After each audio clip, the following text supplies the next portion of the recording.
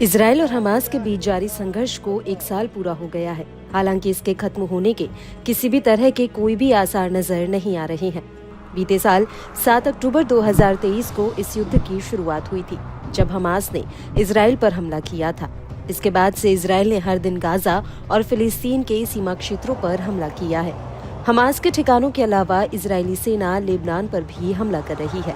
इन हमलों ने middle east की चिंताएं बढ़ा रखी हैं। इसी बीच तमाम अरब देशों ने एक मीटिंग की और इजराइल को 2 टूक चेतावनी दे डाली।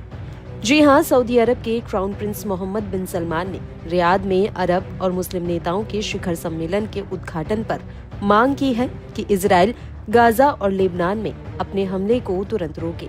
सोमवार को संयुक्त अरब लीग और इस्लामिक सहयोग संगठन के शिखर सम्मेलन से पहले क्राउन प्रिंस ने फिलिस्तीनी और लेबनानी लोगों के खिलाफ किए गए नरसंहार की निंदा की।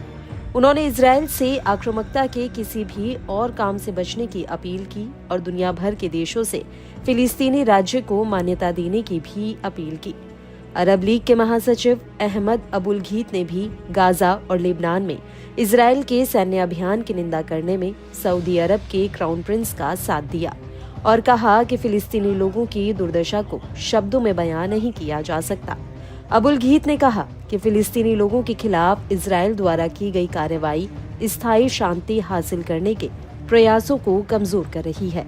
केवल न्याय के साथ ही हम स्थायी शांति स्थापित कर पाएंगे। जबकि इराकी प्रधानमंत्री ने कहा कि युद्ध को रोकने में अंतर्राष्ट्रीय समुदाय की विफलता के कारण इसका विस्तार लेबनान में हो गया है। वहीं कुवैत के क्राउन प्रिंस ने कहा कि अंतर्राष्ट्रीय समुदाय को लेबनान के साथ एकजुटता से खड़ा होना चाहिए और उसे अपने क्षेत्र पर नियंत्रण हासिल करने में सक्षम बनाना चाहिए। हमास और हिजबुल्लाह का खुला समर्थन करने वाले ईरानी संसद ने कहा कि हम लेबनान के ईरान के समर्थन और संयुक्त राष्ट्र 1701 प्रस्ताव को लागू करने में उसकी सहायता की पुष्टि करते हैं। बहरीन ने लेबनान में तनाव को समाप्त करने के लिए संयुक्त राष्ट्र 1701 प्रस्ताव को लागू करने की अपील की। रियाद में शिखर सम्मेलन के समापन पर सऊदी अरब के विदेश मंत्री ने कहा कि हमारा प्राथमिक मिशन गाजा में युद्ध को रोकना है। हमें अंतर्राष्ट्रीय समुदाय को इजराइल के अपराधों को अनदेखा करने की अनुमति नहीं देनी चाहिए।